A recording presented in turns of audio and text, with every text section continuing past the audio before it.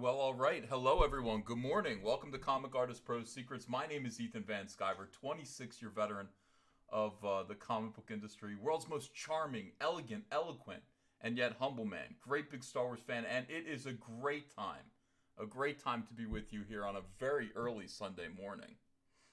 Very early indeed. All right, so let's see here.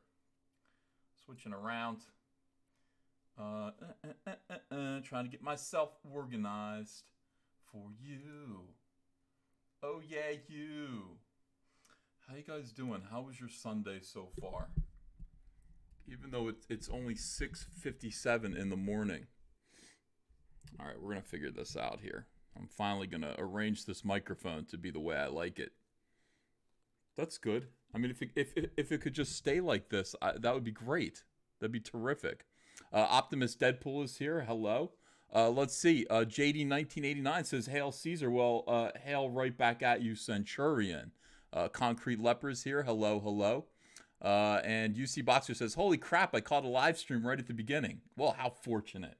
How incredibly awesome! All right, let me see if I can bring this up on my own tablet and just make sure. I got to monitor it. I got to make sure everything goes the way I want it to go. It's very, very important that I do that.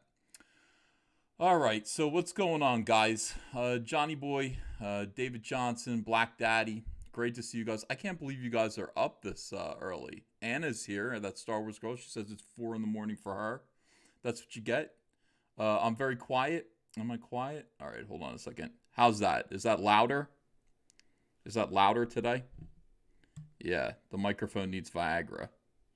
Okay, now tell me if that's better, because all I did was I turned up the audio there. I'm learning how to use OBS, guys. Yeah, I'm learning how to use OBS, and it's very impressive. I've got all kinds of cool stuff now, all kinds of cool gadgets. Bump up your gain. Bump up your gain. Bump it up. That's better? Okay, people are saying, yeah, that's better. I turned it down a little bit. I was worried. I was worried that I would be too loud and overpower you guys first thing in the morning. It's a Sunday morning. We want to whisper. We want to be very quiet with each other. We want to just kind of, it's 1400 in the Middle East. Oh my goodness. Okay. First of all, we are going to talk about all the dumb Star Wars stuff that's going on right now. That's just what I feel like talking about. It's horrible. I saw the poster. I saw that poster. I wasn't thrilled with it. I don't know why these people do such boring things. I don't know why everything has to be so goddamn boring all the time. From Gizmodo, new Star Wars The Rise of Skywalker footage featured Rey in a black hood with a dual lightsaber. I don't really care. I mean, this is, how did these people manage to create such boring stuff? How did it happen? You could do anything. These people could have done anything with Star Wars, and this is what they ended up doing. It fills me with despair. Fans have been clamoring for a new glimpse at Star Wars, The Rise of Skywalker, ever since the first trailer debuted in April. And at this year's D23 Expo, how come I don't know what that is? How come everybody else knows what the D23 Expo is except for me? I have no idea what it is. All I know is I didn't go. Abrams presented a short sizzle reel that started as a nostalgic look back at the original and prequel trilogies, eventually building into Luke's dialogue from the first teaser trailer about thousands of generations being passed to Rey. Man, I'm telling you, these people inherit things that they don't deserve. It's crazy. Rey is one of the worst characters. The new footage, which is not online yet, showed our main band of heroes looking out over a grand bazaar in the desert. A lot of people got to see this. We haven't seen it yet. We're waiting to see it. Almost like a Star Wars farmers market as far as the eye can see. There's a shot. I wonder if they're the Amish there. I wonder if the Amish are in this market. That's when I hear farmers market, I think about the Amish, and I think about going to get ribs. And I think about going to buy 100-pound chocolate bunnies, like I've done. Wow, the Iron Omega, thanks for $10. He says, seeing Ed McGuinness work on that new She-Hulk abomination breaks my heart. I used to play Warhammer 40k with that dude. Well, I mean, he's drawn She-Hulk before.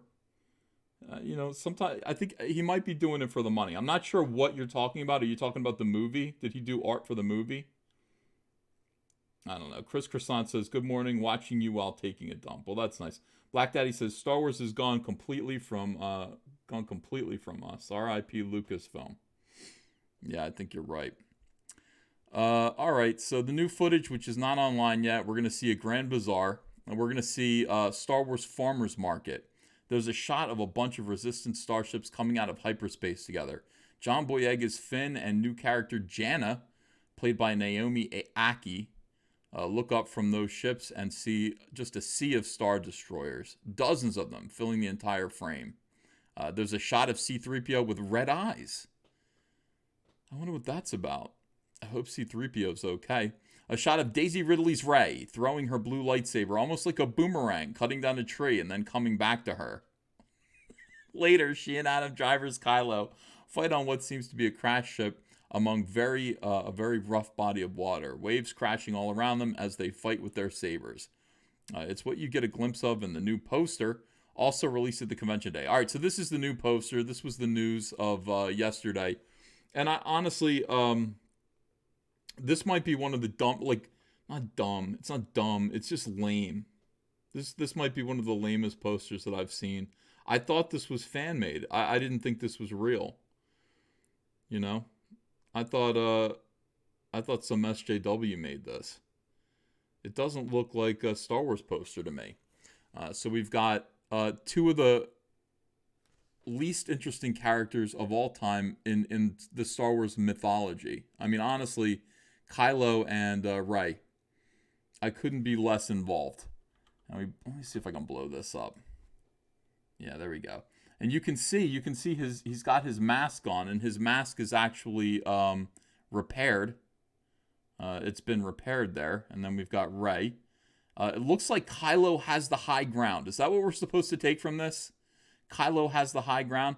What is this? It looks like this might be the antenna from the Death Star that they're talking about. Oh, God. We've got blue lightning here, which represents, I guess, the bright side of the Force. And then, red lightning over here, and I guess that's evil. And then above it all is the Emperor, looking kind of moist. Looking a little bit moist. Looking a little bit chubby. He looks a little chubby to me in this. He looks like a chubby guy. And it says the rise of Skywalker. And I guess we're supposed to ascertain that, the Emperor is a Skywalker. In a way. I mean, he's in the bloodline. He's of the bloodline. We found that out in the comic books. We found out that Emperor Palpatine is Darth Vader's daddy, I guess. Something like that. Isn't that what the comics said? I mean, it makes sense, It's just one kind of weird abusive relationship with fathers, putting their ambition on their sons over and over again. I guess that makes sense. Why would Darth Vader do this guy's bidding if he wasn't, Darth Vader's daddy? This guy banged Anakin's mom. This is all disturbing. Backgoat says Mythbusters proved the high ground thing is bullshit. Really? Okay. Well, we were talking about that French guy who was flying around on a pumpkin on a goblin glider. They have the French. The French have designed for military application. They've designed Green Goblin gliders, and they've got guys gliding around in the sky. And they'd have the high ground. I don't think it's going to help them much in battle. I think that's probably the wrong way to go. I think trench warfare. And by the way, we're not. Do people even fight like that anymore? I don't know what the French are doing.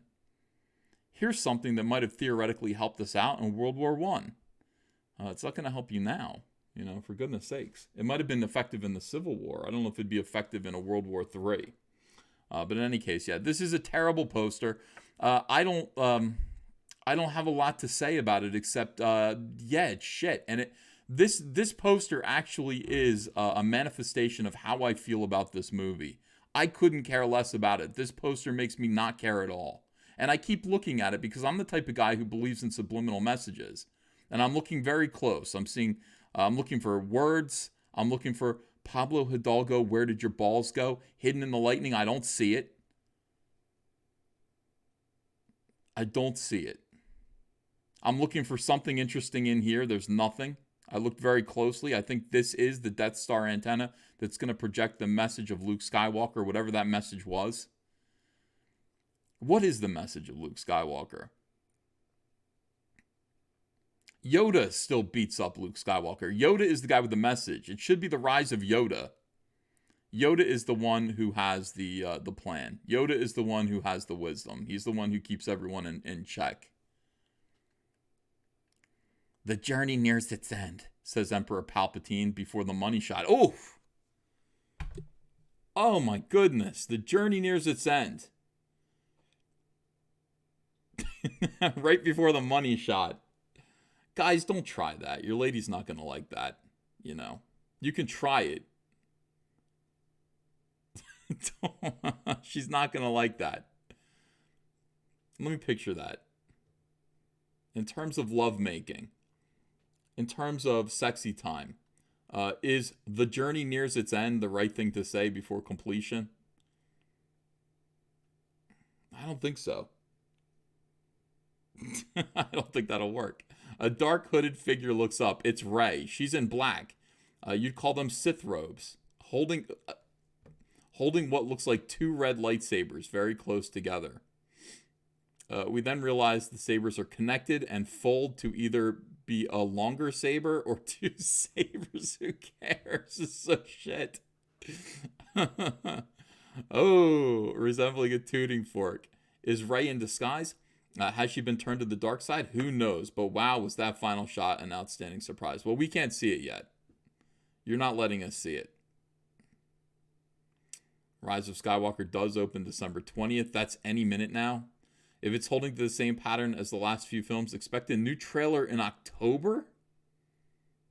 We're not going to see anything until October. Oh, there's Fiona Apple. Did you see that? Hold on a second. That's what Fiona Apple looks like now. No, I swear to God, it's true. Fiona Apple. Hold on a second. Let me look at this. John Malin brought this to my attention. It's highly disturbing.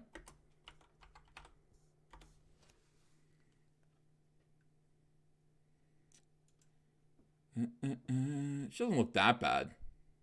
Maybe that was just one. Ooh, maybe that was just one picture that she looked like that. She looks okay. Was that a fake picture?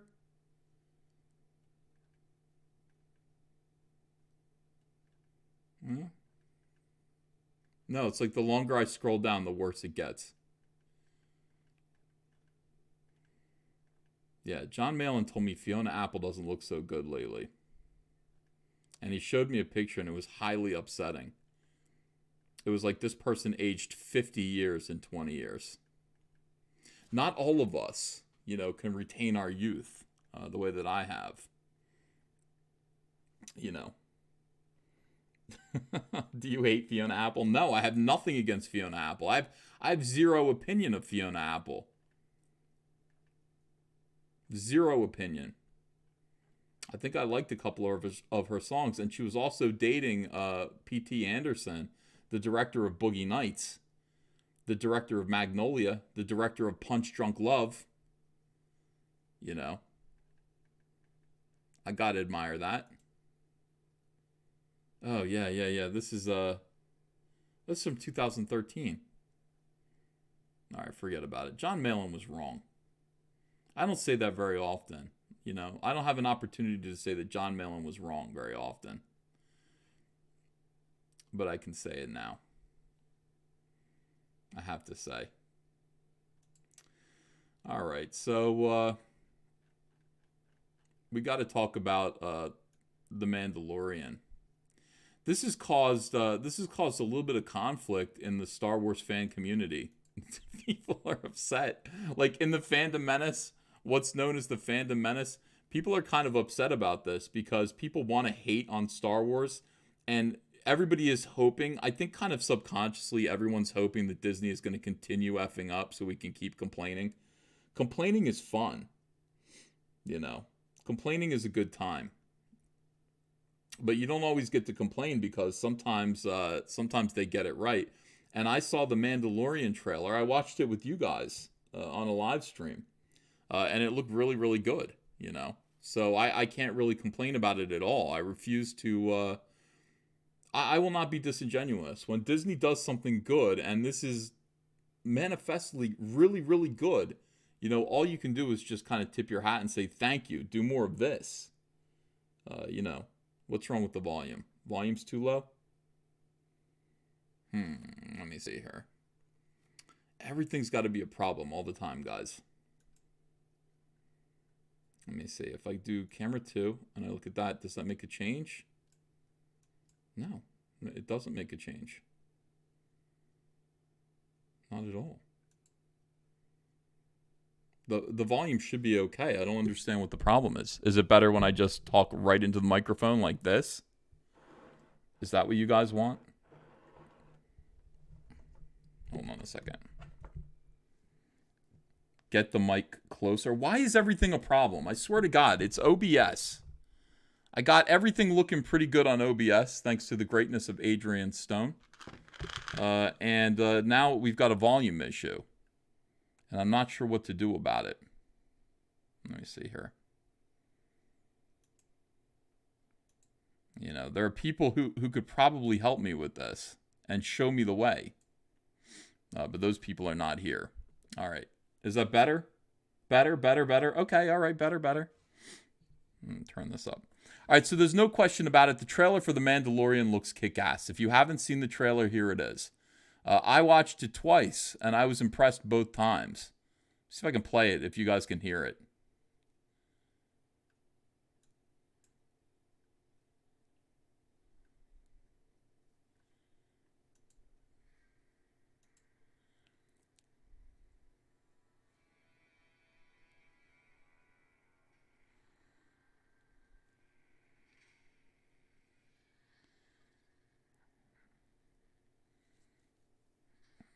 I mean, I can't get enough of this. People are saying already, can you guys hear it? People are saying already that my initial prediction about this was probably correct. And I really hope that isn't true. My initial prediction was that, of course, it's not the Mandalorian, it's the Womandalorian. And so because of that, it's likely that this character here is a female, and they are gonna smack you upside the head with some SJW bullshit at the end. I thought that got cleared up. I thought that they said that there is an actor in that suit. There is a man in that suit. I will be pissed off if we watch this whole thing and it turns out that it's a woman. I'll be like, you sons of bitches can't get anything right. Not even one thing. You're going to repeat this trick over and over again? Oh, I mean, that's what Star Wars does anyway. Star Wars kind of repeats the same themes over and over again. If you see people in full armor with a mask, they'll take off their helmet and it's Princess Leia, you know. They'll take off their helmet and it's a 16-year-old girl. Something like that. I really hope that isn't the case here. Come on. All right. And as I watch this, I'm watching it and I'm going, I'm looking for like, it's like impossible to do, but I'm looking for signs that this character is a woman. I'm looking for a little bit of a sachet. I'm looking for like wider hips than a man. You know, I'm looking for all these things in this character. You can't really see it. They're going to cover it up.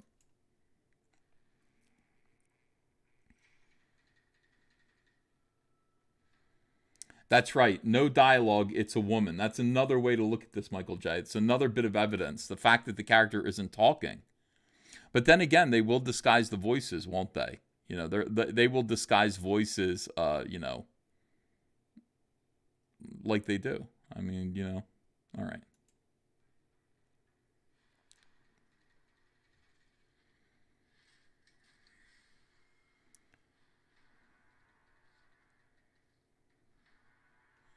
What is that character here? I mean, I don't know who this character is, but this looks like one of Jabba the Hutt's slave girls. So is that the race? Is that what race she is? Except she's purple and not green.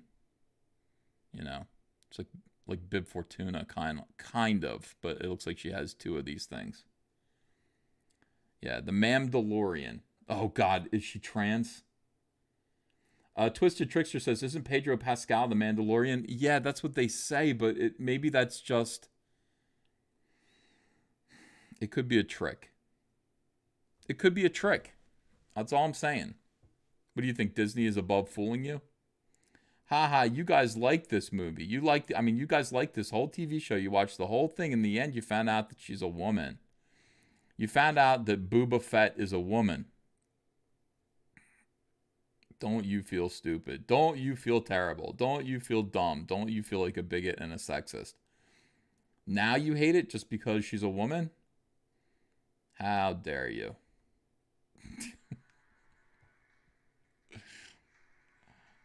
That's compelling right there. I like stuff like this. I like seeing like Star Wars peasants, just the peasant class. You saw a little bit of that in Rogue One. I thought that was pretty neat. I mean, it's not like Luke Skywalker wasn't a peasant. He was. All right.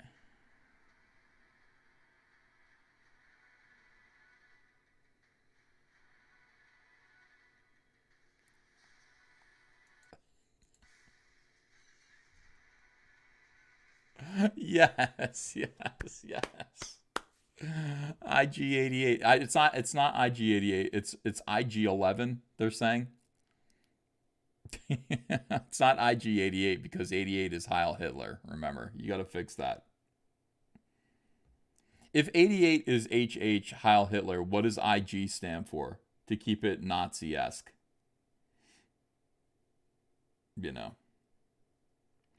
Mojo Hook Barb says, "I'll bet EVS is going to watch Star Wars Rise of Skywalker as soon as it's out." Yeah, I will. I have to. I don't want to, but I feel like I have to. I feel like I need to see it so I can comment on it. I got to make a video about it, at the same time Jeremy does. 25% different IG88. Yeah, did Django have a trans son? I don't know. It's a possibility. All right, let's keep watching this. That is my favorite part right there. I'm going to see that again. Hold on a second. And what we'll do, can I watch it in slow-mo? Playback speed, 2.5. All right, let's enjoy this. Let's enjoy IG88, who moves like an action figure. That's what I like about IG88. IG88 has no, apparently its arms can swivel around 360 degrees. Watch this. Holy God, let's get rid of this volume. Okay. Yes, IG88. Get it done. That is awesome.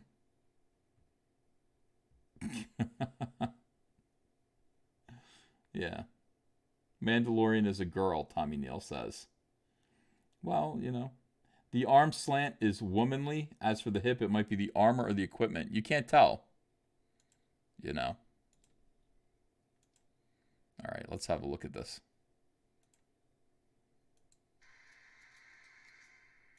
By the way, the other thing that's really cool about this, I realize that I'm, pausing too much, but I love the stormtroopers with blood all over their suits. I think that started in The Force Awakens with just that one bloody streak across Finn's face. But no, there are nicks and cuts. It looks like they're just spatters of blood on the stormtroopers' white armor. I just think it looks badass.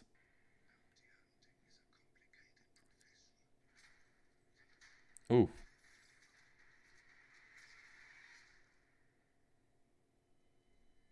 Yeah.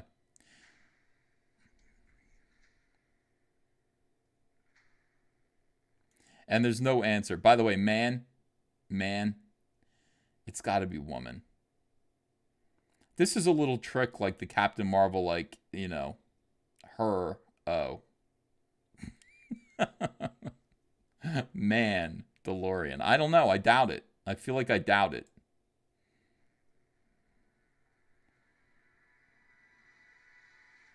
They wouldn't do this for us. That's the thing. I know Disney wouldn't do this for us.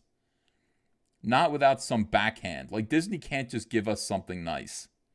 Disney is going to do something. They're going to give us the back of their hand somehow. They can't just be good. They can't just be kind and just give us a really, really good Mandalorian TV show. They got to give us the back of the hand. They got to give us the finger somehow. Like, we watch this, they know we're like excited about it, that it looks pretty good. But ultimately, at the end of this, we're going to get the finger somehow.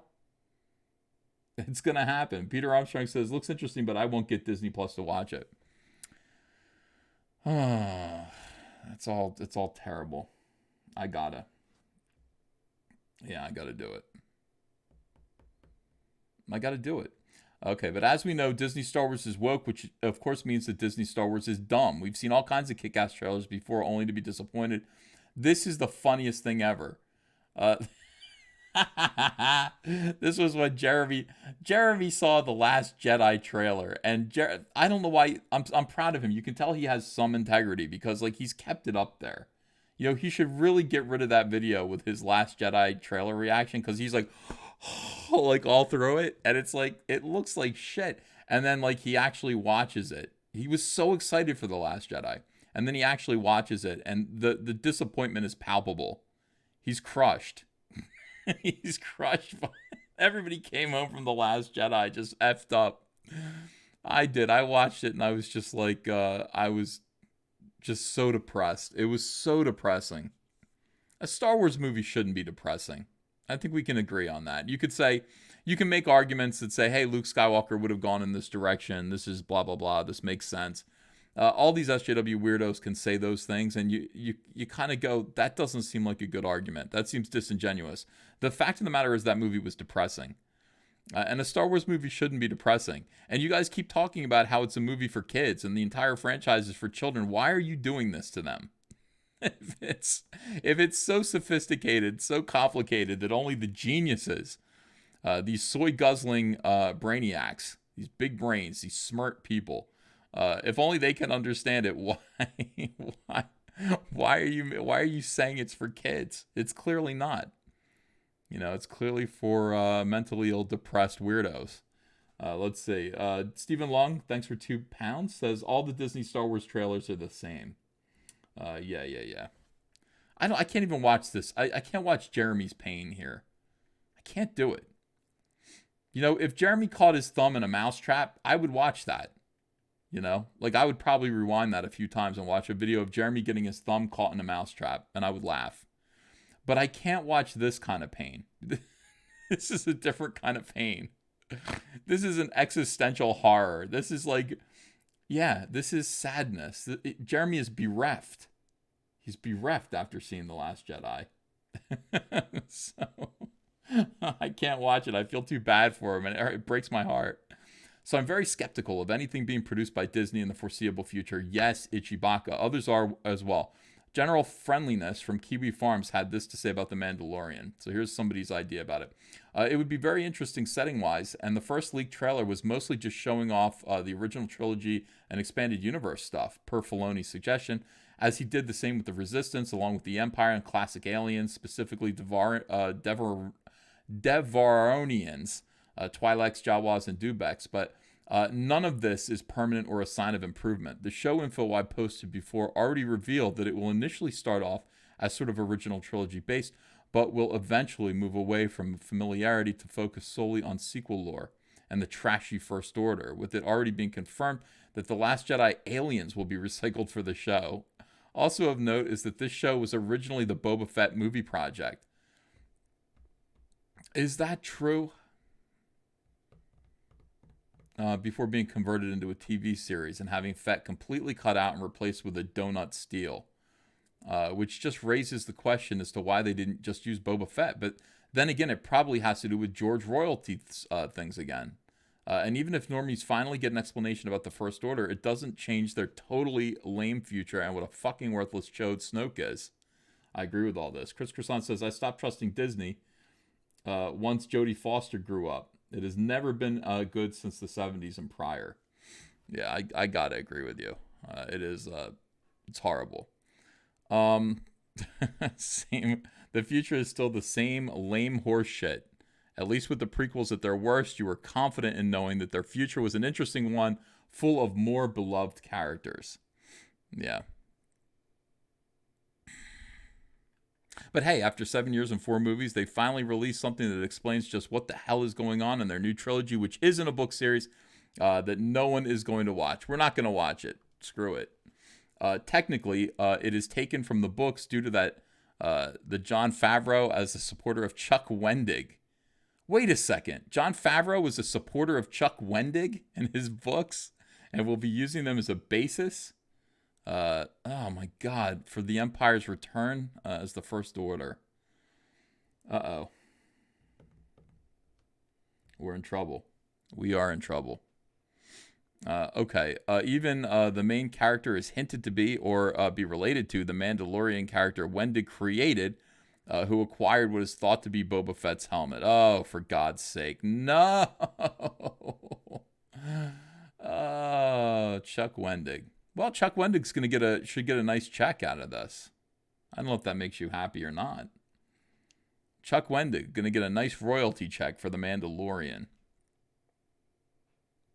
The wibbly wobbly Mandalorian walks herkily-jerkily to the latrine. If you don't know who Chuck Wendig is a former writer of Star Wars. He wrote a few Star Wars aftermath novels that were, received with lukewarm kind of approval. Some people absolutely hate them. I think most people hate them. So there's that, and then he's a big mouth on social media. Totally, Trump derangement syndrome weirdo. And I guess, what happened to him? Should I show this? Should we talk about Chuck Wendig? Some people might not know. Let me see here.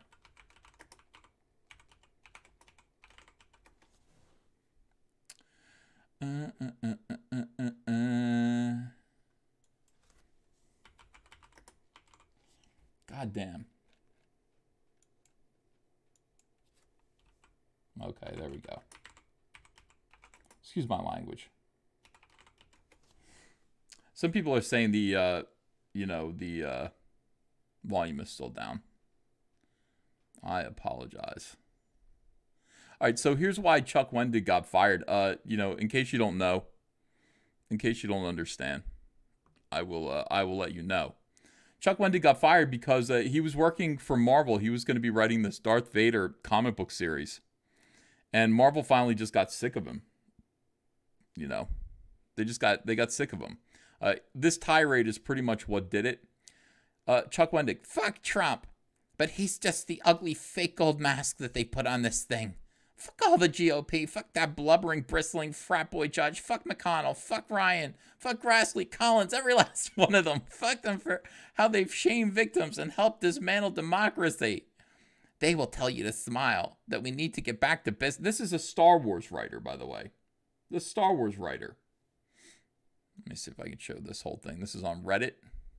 This community is quarantined on Reddit. Well, let me just see. What's going to happen? What could possibly happen? Okay, here we go.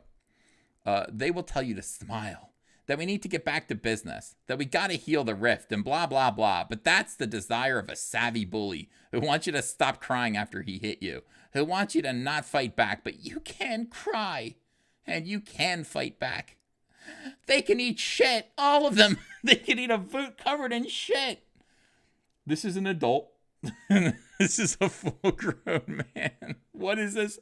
I've never, honestly, you gotta, at some point, if you're this involved in MSNBC and CNN politics, you need to take a break. Get a boat. Go out on a boat. Go fishing.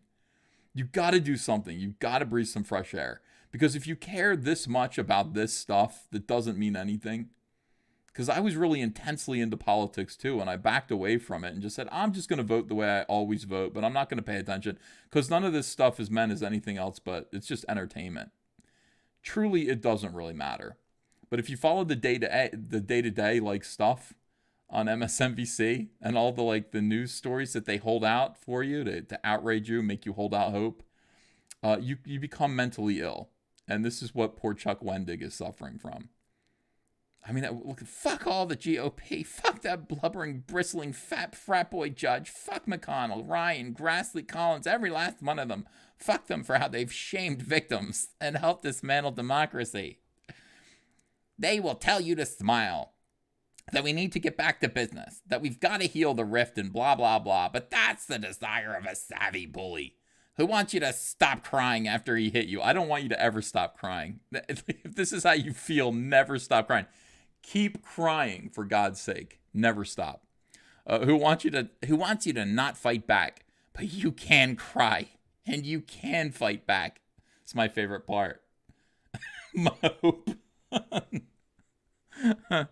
I can't. I get myself in the right frame of mind to do this again. I must have read this essay a few times, making videos about Chuck. They can eat shit, all of them. They can eat a boot covered in shit. Winter is coming, you callous fucknecks, you prolapsed assholes, you grotesque monsters, you racists and rapists and wretched abusers, you vengeful, petty horrors. God, this is effeminate. This is really effeminate. Oh, this is like...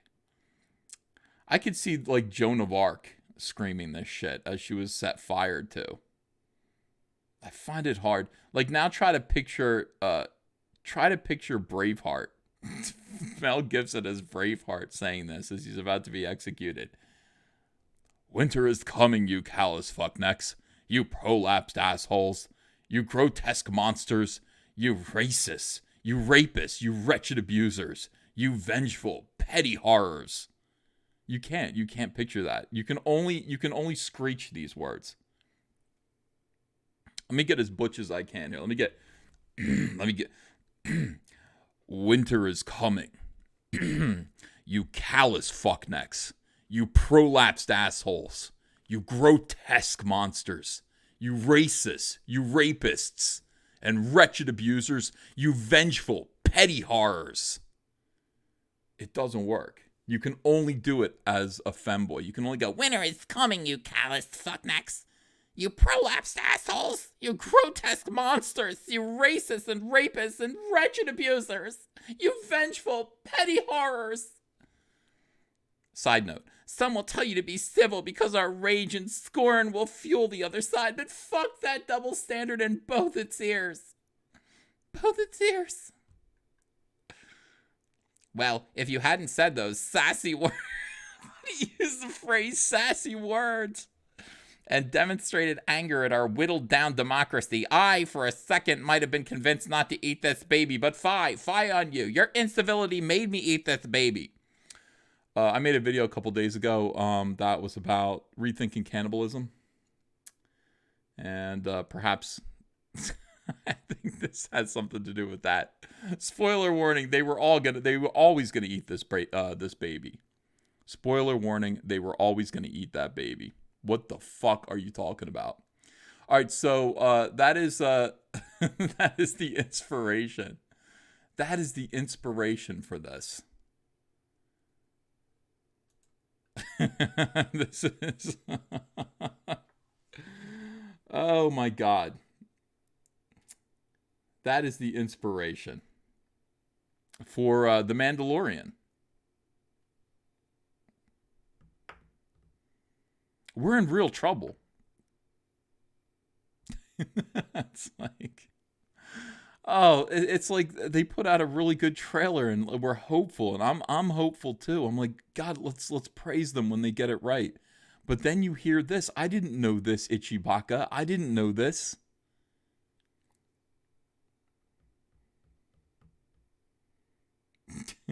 That's really weird. Now readers will have to decide for themselves how reliable a source general friendliness is, but I went ahead and did my own digging. What I found wasn't pretty. First, this comes from Amanda Ward, of StarMakingWars.net from October 2018. The Mandalorian producer and writer Jon Favreau has taken to Instagram again to share a cool image from the live-action series, which is now filming. The image Favreau shared looks a lot like the piece of equipment carried by none other than Willrow Hood, the man seen escaping Cloud City during The Empire Strikes Back with what turned out to be an ice cream maker. Okay, so this man is escaping. What might also be likely is that the post by Favreau is a subtle way of showing solidarity with Star Wars writer Chuck Wendig, who was fired today from Marvel Star Wars comics for his outspoken liberal lunatic views online. The character of Wilbur Hood was set to appear in Wendig's upcoming Marvel Comics Star Wars Shadow of Vader, which Wendig is now no longer attached to. It was better without him. It was pretty great. Darth Vader ran a woman through with a lightsaber. You know, she was stalking him. It's pretty cool. I did a video about that. It's difficult to say if the prop shared by Favreau will have any real significance to the series, but it definitely tells us that Favreau knows some very deep-cut fan favorites. So here is the ice cream maker. Let's double check. I don't know. I don't like this top here. I don't like this top. See how this top has this round circle here? What is this? What is this handle over here? That's not right. That wasn't on the original prop. All right. Readers can think of the wards any way they wish. Oh, it's a link here. What is the link? Oh, yeah. This link actually leads to evidence that Jason Ward is the one who, Jason Ward, who was the husband of Amanda Ward, who kind of gaslit Star Wars fandom into thinking that Kelly Marie Tran was being harassed online, and that's why she left. Star Wars, I mean, Lucasfilm is really weird. Lucasfilm does gay ops like no one else. Lucasfilm really does do gay ops on the internet. But they've been known to be remarkably accurate with their inside info. So maybe Favreau was a supporter of Wendig and was posting in solidarity with him. Still, this seems like it could be conjecture, but we know that the time period of The Mandalorian is set immediately after the events of Return of the Jedi. Well, that was the Boba Fett movie, was going to be that. So I guess The Mandalorian, if that takes, 30-year period in between the original and sequel trilogies is one that's ripe for new material, especially after Lucasfilm decided to render the pre-Disney works non-canon back in 2014. Beginning with in 1991 with Timothy Zahn's Heir to the Empire, the expanded universe continued with the post Return of the Jedi era with an extensive series of novels and comics. That period has slowly been replaced with a new series of works such as Chuck Wendig's Aftermath trilogy. Fuck Chuck. Unbelievable. They replaced Timothy Zahn with Chuck Wendig. Set a year after Return of the Jedi. And Delilah S. Dawson's Phasma. Horrible. Set 26 years after Return of the Jedi. God, it's awful. Awful, awful, awful. Then we have this from Curvin Cleote. Why does everybody have a cooler name than me? I want to be Curvin Cleote. Curvin Cleote. Hi, my name's Curvin Cleote of criticalhit.net from back in October 2018. Reading Favreau's description of The Mandalorian, I immediately thought of Cobb Vanth. Most of you will probably be inserting your Who meme gifs here, and I can't blame you, as you would only know that name if you've read Chuck Wendig's Aftermath books, a trilogy of novels that was the first official material set to fill in the 30-year gap between Return of the Jedi and The Force Awakens. Wendig's novels are, simply put, not the best read. Not the best read. All right. The most intriguing aspects of them actually happen in between the main story following a ragtag rebel strike force as Wendig introduced these random interludes that just touch briefly on some minor characters or situations throughout the galaxy. That's right. From Screen Rant back in October 2019, Cobb Vanth has already been introduced into the Star Wars canon in Chuck Wendig's Aftermath trilogy, and it sounds a lot like he's going to star in his own show. So if you hear the name Cobb Vanth, you'll know it's a Wendig creation. The hashtag show describes Cobb Vanth as, you could describe Vanth as a frontier lawman. You could describe, or one who happens to don Mandalorian armor. Cobb Vanth tries to bring law and order into Freetown, a town found on the sandy outer rim planet of Tatooine. Tatooine just happens to be one of the rumored outer reaches of the galaxy locations for the new series. It makes one wonder if Cobb Vanth is the character's true Mandalorian identity. If that's true, that's going to suck. If that's true, that is going to suck. Cloete. Not the best read. A callous fuckneck in 2018, says Livens Flame. 100%. Yeah. In Aftermath, a former slave named Cobb Vanth acquires a chest of Mandalorian armor described as pocked and pitted and streaked with scars from a group of Jawas on Tatooine. The armor sounds like it matches that worn by famed Mandalorian bounty hunter Boba Fett, last seen being digested by a Sarlacc in Return of the Jedi, wouldn't you say? Yeah. What if that is? What if they retrieved the armor but not Boba Fett? In the following 2 books, Vanth, wearing the Mandalorian armor and using a carbine rifle, the same weapon made famous by Boba Fett, helps defend a settlement on Tatooine called Freetown from a crime syndicate, styling himself a self-appointed lawman. Tatooine is located in the Outer Rim, which is definitely in the outer reaches of the galaxy. So as you can see, there's a strong case to be made for Favreau telling Cobb Vanth's story in his show.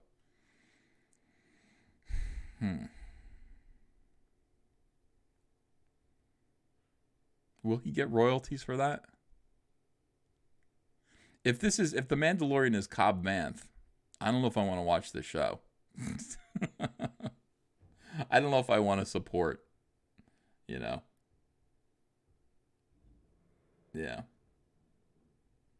Hi, Rabbit T Cat. You're not blocked. I'm looking at your comments now. Hello, everyone. Hello. Good to see you. Yeah. All right. Here's some curious timing. This is all, by the way, God bless Itchy Baka for putting all this stuff together. I mean, he is a detective. Chuck Wendig was let go from Marvel in October of 2018. The first Mandalorian image was released in October 2018. Like a fecal phoenix, Chuck Wendig may rise from his intestinal bondage. Oh my God, look at that toilet. You can have a Sarlacc pit toilet. Chuck Wendig's proper place. And if that's not enough to dissuade you from watching this inevitably woke trek, be sure to head over to this post and this post to read about the star of The Mandalorian, Pedro Pascal, and his insane Wendig-esque political rants. You gotta be kidding me. The Wokalorian.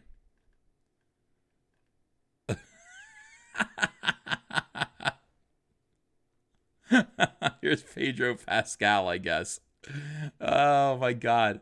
They all look like this. I don't know why. I don't know why they all look like this, but they do. They're being cloned left and right. This is the Mandalorian? This is the guy in the suit? Oh no. That's horrible. That is terrible. The Mandalorian and or Pandalorian is also a Wokalorian or Soylorian if you prefer, as his Instagram account demonstrates. Here we go. The 600, okay. Oh, we're trying to point out that like the GOP is all pretty much white male, and then this one woman. There's the Democrats. Oh my goodness. Oh, there's so much diversity. There's so much diversity. Well, why can't we get diversity of soy boys? Why do you all look exactly like this? Why do all of you soy boys look exactly the same? I don't know. All in all, you're just another prick with no wall. All these people being creative about bashing Trump. Oh, for goodness sakes. Believe in something, even if it means sacrificing everything. That's what I do. Black Lives Matter. Trans rights are human rights. This is his Instagram page. I'm here today not because I want to be. I'm terrified. I'm here because I believe it's my civic duty. Yeah. There's a liar lying about Supreme Court justice. Boys will be held accountable for their fucking actions. Oh no. Do not use Itchy. You cannot use the Comic Book Hut. He deletes his account all the time. You got nothing here. Video is unavailable. You can't do that. Comic Book Hut deletes his accounts constantly. You know, that's just the way it is. I think he's going to stay, though, this time. I gave him a little hand. I said, hey, everybody go subscribe. And I think they're going to. I think people are subscribing to him. Let's see. Matt Becker says, God damn it, stop saying for goodness sakes. I can't. Look, it's either that or God damn it. I've got people saying, do not say God damn it, Ethan. Every time you do, I get sad. You know, think about it. Let's see. Lico Natera says, I'm afraid the only ones winning from this show are the pirates. Yeah. Soapmaker says, good morning. Good morning to you. Adrian Stone says, copy striked. Do you think so? I don't know about that. Yeah.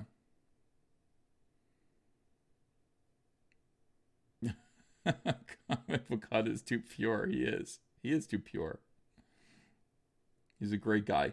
How many subs does he have now? I don't know. I think he's got 230 something. I mean, you know, I asked a lot of people to go over there and help him out. He stopped picking on me. He's picking on the Brightwisers. I don't think that's fair. I think you should pick on me. Ben Pachetti says, language EVS. I'm trying to. When I say good for goodness sakes, then you guys yell at me. And when I say God effing damn it, you guys yell at me too. Gosh darn it is probably better. G. Willikers. Matt Becker says, say for fuck's sake like a real man. I can't. People will get upset. I just say whatever I say. You get your own YouTube show and you say whatever you want to say. For goodness sakes. For goodness sakes. Okay. Bad news for those of you who are absolutely positively in love with Spider-Man in the MCU. It's not going to happen. It's not going to happen. Tom Holland and Kevin Feige confirmed Spider-Man is leaving the MCU. They couldn't come to terms. They couldn't come to terms, guys. This week has been full of ups and downs for Marvel Cinematic Universe fans. On one hand, Marvel Studios boss Kevin Feige just announced a ton of more projects to look forward to. But on the other hand, it doesn't look like Spider-Man will be swinging into any of the future MCU projects after the deal between Marvel and Sony took a nosedive. Fans were hoping that this weekend's D23 Expo would provide some answers, and it looks like it has. Both Tom Holland and Kevin Feige have broken their silence on the matter, and they're staying positive. Disney reportedly wanted more money to keep Spider-Man relationship going, but Sony didn't want to make a deal. This is all hearsay at the moment, but Sony claims that Kevin Feige doesn't have the time to properly devote to the franchise. Whatever the case may be, Tom Holland is just grateful for the opportunity that he has been given. He had this to say. Basically, we made 5 great movies. It's been 5 amazing years. I've had the time of my life. Who knows what the future holds? But all I know is I'm going to continue playing Spider-Man and having the time of my life. It's going to be so fun, however we choose to do it. The future for Spider-Man will be different, but it will be equally awesome and amazing. And we'll have to find new ways to make it even cooler. Kevin Feige echoes the sentiment of Tom Holland, but the Marvel Studios boss might be hinting that the relationship has run its course. Regardless, he too is grateful and never saw the success that Marvel and Sony were able to achieve together coming. Sony seems to be the one holding the ball at this point in time, and they may very well have decided to go home with it. Feige explains, I'm feeling joy about Spider-Man. I'm feeling about Spider-Man gratitude and joy. We got to make 5 films with the MCU with Spider-Man, 2 standalone films and 3 with the Avengers. It was a dream that I never thought would happen. It was never meant to last forever. We knew there was a finite amount of time we'd be able to do this, and we told the story we wanted to tell, and I'll always be thankful for that. While looking at Kevin Feige's comments, it's hard to imagine seeing Spider-Man come back to the MCU. Looks like they're all letting go. It's hard to say goodbye to yesterday, but Tom Holland and Kevin Feige are doing that. Disney is saying goodbye to Spider-Man. They only wanted 50% of everything. Why couldn't Sony play ball? Why couldn't Sony give up more of their IP to Disney? Disney needs it. They need more money. They definitely need more money to do Spider-Man. All right, so Feige's comments on the matter look like more like official closure, but Tom Holland still contends that anything can happen. This kid's holding on to hope. Jon Favreau weighed in on the situation yesterday and says he's being cautiously optimistic about everything. Tom Holland came out at the D23 Expo and told the crowd, I love you 3000, which is the iconic line from Avengers Endgame. If things keep going how they're going, it looks like Endgame may have been the final MCU movie with Peter Parker in it. And it looks like Spider-Man Far From Home will be the last movie with Kevin Feige's involvement. Hopefully something changes, but it sure looks like it's a done deal for the time being. All right, the interview with Tom Holland and Kevin Feige, conducted by Entertainment Weekly. How very sad. All they wanted was more money. That's all they wanted. Why couldn't they make it happen? Why couldn't you just give Disney more money so that they could make Peter Parker bisexual? Why not? It's just not fair. The world isn't fair. The world isn't right. Yeah. Wild Toro says Disney needs to get off that money train after spending so much on failing parks. Yeah. Shigetsu says Captain Marvel Lady is a terrible actress. I do agree with you. Captain Marvel Lady sucks. She does. Captain Marvel Lady sucks. All right. I'm going to look and see and read some super chats here. By the way, how do you guys like the new OBS setup? Is it pretty cool? Look at this incredible Vampirella ad. Can I show that or no? I don't know if I can. I think I can. Let's see, Vampy ad. Check out this Vampy ad. The link is in the description if you haven't backed the comic book yet. I hope you will.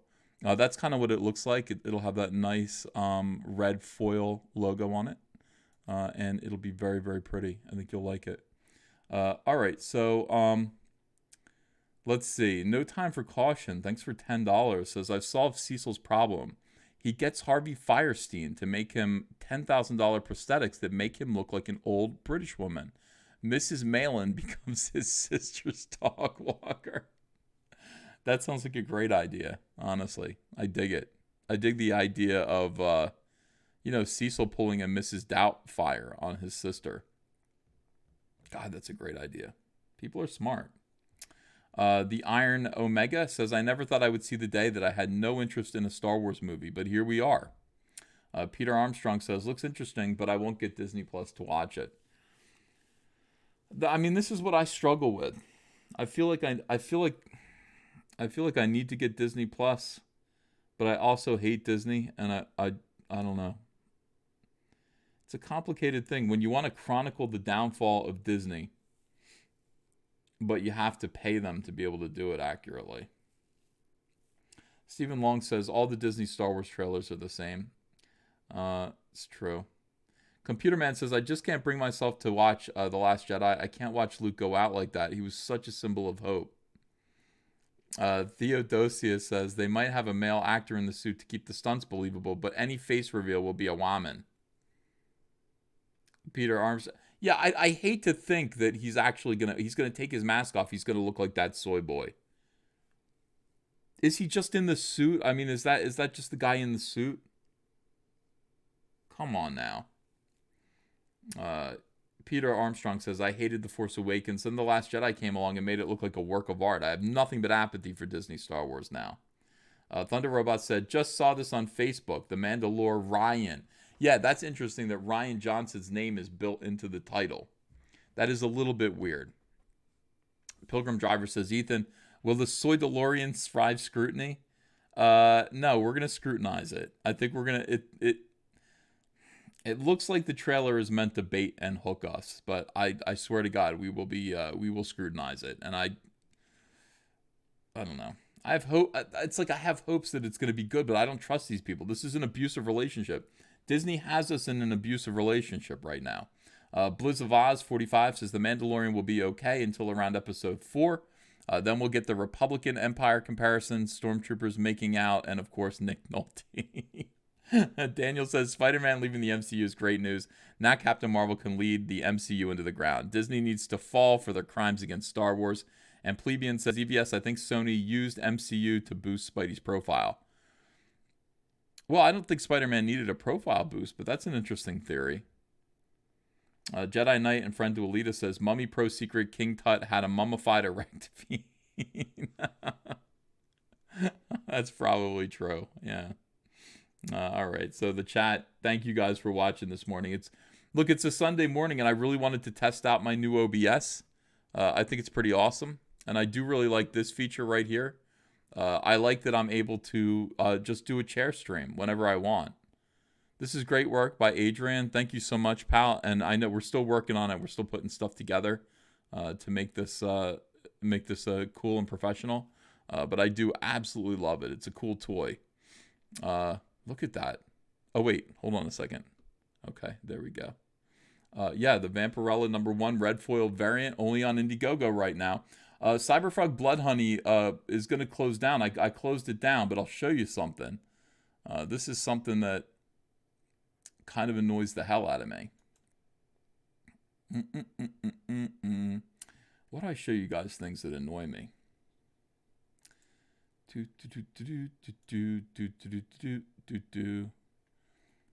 Okay. All right, here we go. Camera 2. Okay. This is in demand. Watch this. Hey, let's close the store. If you want to stop accepting contributions, simply opt out of In Demand. We will update your campaign within 3 business days and send you an email when we do. 3 business days? You have to give these people 3 days? Opt out. Again. All right. Let's just say I'm launching a new campaign because I am. Okay, submit. Thank you for your feedback. Someone from our team will be in touch with you shortly regarding your campaign. Could you just close it? Could you just close it? Why can't you just close it instantly? You bastards. How does that make any sense? So Cyberfrog Blood Honey is still, I don't know, it's still open right now. I want it to be closed down. It's collecting funding. If you do want to back it, you still can, but sorry about that. Just so that you guys know, Indiegogo is very slow to close down in-demand stores. It's not instant. They take their time about it, especially when it's in a successful campaign like this one is. So, I don't know. I'm bummed out. All right. Let's see. Chair stream, super chat machine. Yeah, if you just keep a chair stream on all the time and then just collect super chats, that seems like a smart thing to do. You know. Blasted He says IG-11 is voiced by Taki Watiti. Great, another funny droid. Is that true? Taiki Watiti is voicing IG-11? God damn. Guy from Red Bank says, I can't wait for all of the comic books that I've supported. Yeah, it's going to be cool. It's going to be totally awesome. Yeah, Adrian, honestly, I don't understand. Optimus Deadpool says, I backed it Friday night. Thank you, guys. I appreciate it. Backgo, wow, thank you for $25. Says, I made fat stacks at the casino this weekend. Here's your taste. It's like Tony Soprano. Here's your taste. Where's my taste of your winnings at the track? By the way, I'm wearing my Ravage t-shirt. Where is Ben Henderson? Ben Henderson, where are you? Why did you disappear from social media? People are confused and they're asking me. I don't know. How would I know where Ben Henderson is?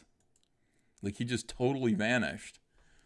It is unfortunate because, look, I don't think his campaign did as well as he wanted it to. But that's no reason to run. That's a reason to just pack up and try again.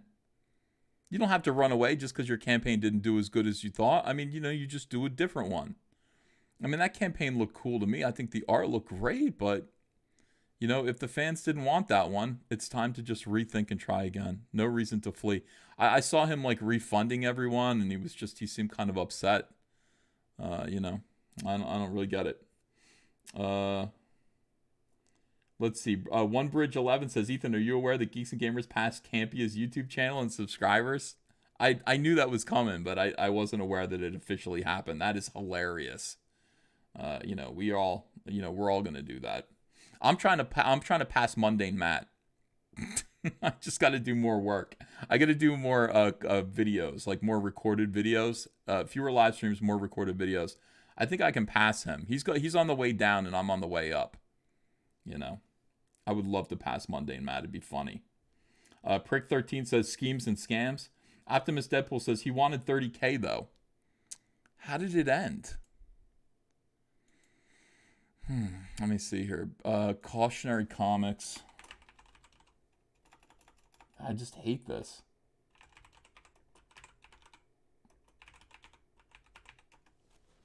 Cautionary Comics Indiegogo.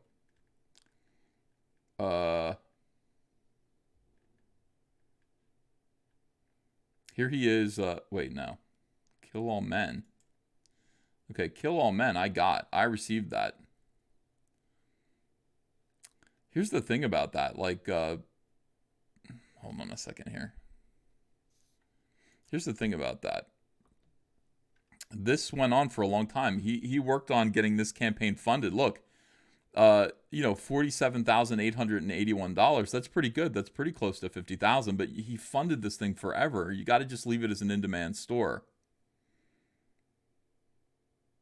So what happened? Did he wanted another, like he was going to launch another book? And all right, let me see.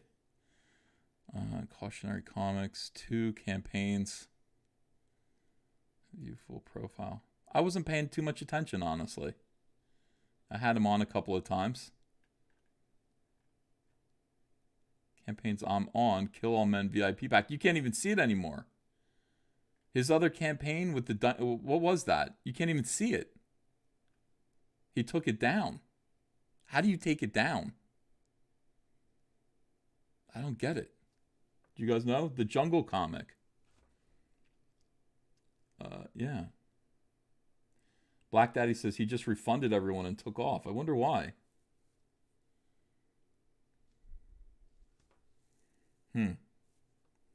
PewDiePie's at 100 million subscribers, Leodara says. Wow, dude, that is incredible. That is absolutely incredible. RPG Nook says, to be honest, I backed it and never got it.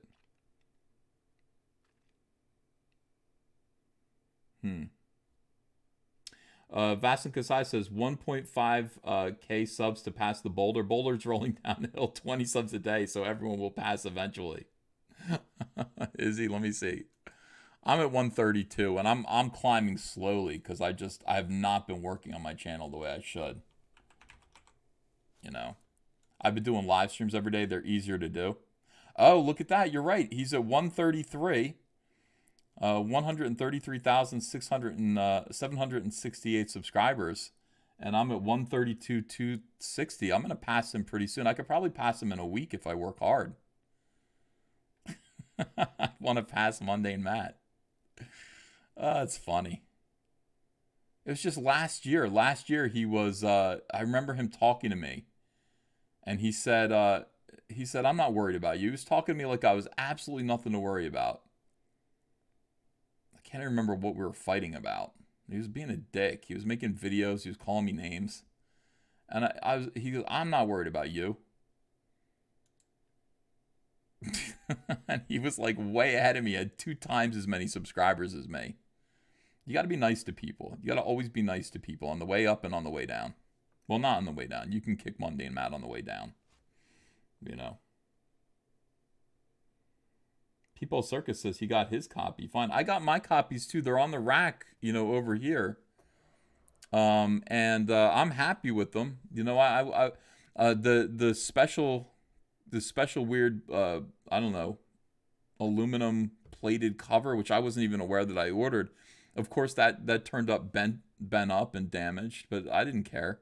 Ben was like, "I'll replace it." He was really scared. Like he was like, "I'll replace it right away." I'm like, "Ben, you don't have to replace it." I just when I back these when I back people's campaigns, I'm not even really looking for the books. I'm just looking to support these guys.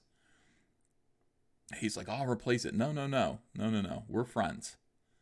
Don't worry about it. He just like, I think what happened was he said something in support of me, and then Nasser Rabadi came out and just blasted him with like private messages where he was bad-mouthing me. And he sent me a bunch of messages like, "That's old. That's not how I feel today." And I said, "I know. I don't care. I assume everyone bad-mouths me at all times. I have to assume that in order to keep my sanity. Otherwise, I would always be surprised. I don't need to always be surprised. Just assume." Thunder Robot says Holland has 1 film for Sony. Amazing. 3 with Tom. Liam Gray says, last I saw from Ben, he was dealing with the robot Dalek-like security drones. Legit true story. No idea, but I like Cautionary a lot. I hate that he's gone. Yeah, he's got to come back. I think he will come back eventually.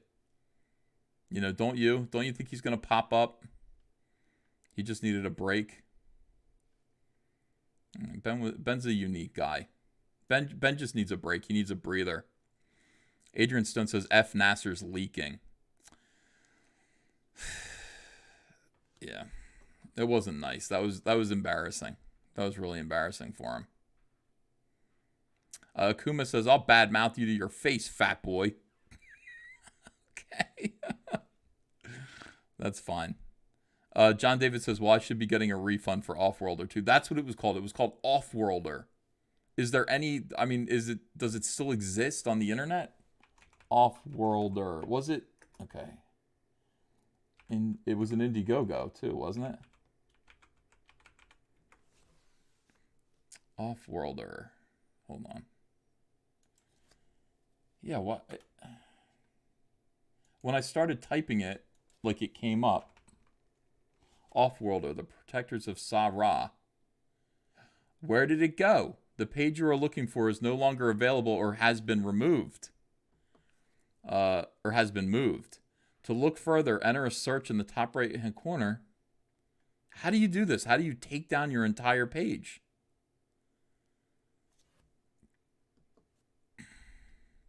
Why was that necessary?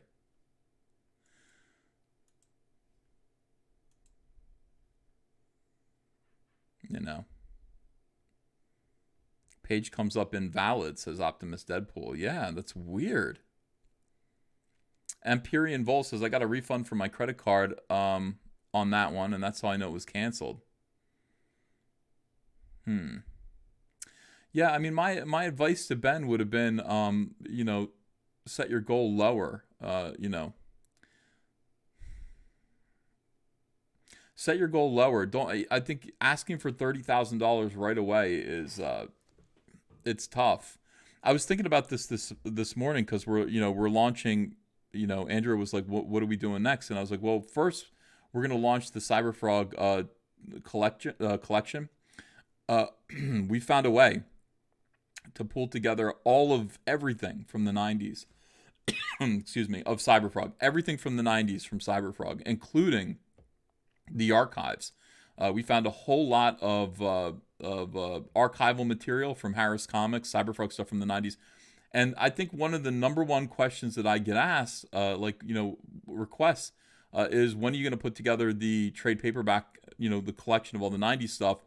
Well, now it's possible, and if I'm going to do it, I want to do it right. I want to have everything in there. I want to just kind of make it complete as possible. And so we're going to do it. We're going to do the '90s collection, and I'm going to charge $40 for it. It's simple as that. And I said, I think all I need is about $8,000, so just keep our expectations low. Just keep your expectations low for things like this. And be happy once you reach that goal. Do not think, some people are like, what if Rainbow Brute doesn't do as well as Cyberfrog? I'm like, I got to expect that it isn't. Cyberfrog has been funding for a year now, over a year. I got to expect that it's not going to fund as well as that. What if it doesn't fund as well as Earthworm Jim? What in the world could fund as well as Earthworm Jim? That was an enormous thing. You just have to kind of keep your expectations low and work real hard, and that is the way to approach a crowdfunder. Asking for $30,000 when it took you nearly a year to raise almost $50,000. You're looking at failure. You can't do that. And I would love to have talked to Ben and got his head in the right place, with this. And just be like, Ben, just ask for like $4,000. And when you get it, then, you'll surpass that. And then Indiegogo is going to see that you've hit 2,000 or 200% of your goal or something like that. They're going to promote you more. Ask for very little and see what happens. But when you're shooting for the moon, when you're like, in order to do this exactly the way I want to do it, I'm going to have to ask for $30,000 right out of the gate. You're gonna fail. Tommy D, thanks for $20. Says, Ethan, I've been wondering if you refer to yourself as a baby boomer because you identify with their general values more than Gen X, because you're certainly an Xer by traditional measurements. No, boomer doesn't mean baby boomer. It's ridiculous. Baby boomers are now in their like 70s. And there are very few 70-year-old people on the internet, doing what we do. Boomer just means you're not hip and you don't know what you're doing with technology. And that's definitely me. I do not know. I don't know. I'm trying to learn. But when you make boomerish mistakes on the internet, that's what that means. I'm definitely Gen X. I'm 100% Gen X. I don't think I identify with the general values of baby boomers, I think I'm pretty much Gen X. You know, I'm a sort of, when it comes to my values, yeah, I think I'm right in line with my generation. I'm not this generation, you know, these millennials. I'm nothing like them. I think they're lunatics. But I think I'm mostly conservative, a little bit liberal socially, you know, and that's about Gen X as far as I'm concerned. Somebody who grew up under Reagan. I realized the other day that George Bush, like Ronald Reagan, was the president throughout most of my grade school education. And in high school, George H.W. Bush was president throughout the entire thing. And it wasn't until I graduated high school that I started to started to encounter Democrats. You know, all through my education, it was Republicans. I remember it vividly. I remember President Reagan vividly. He was the president. What a great president, too. President Reagan was a real president. Monkey Jeeba says, Gen X that listens to Frankie Valli. Oh, yeah. The music. When it comes to culture, like, I like old movies, but that doesn't mean I agree with their values or anything like that, you know. I mean, when I think about, boomer values, I think about segregation. That's not something I'm into. I'm fully integrationist, of course. So, my generation is, we're liberal in terms of Benetton ads. That's how liberal we get. We're just kind of like, hey, yeah, multicolored, everyone around us. That's cool.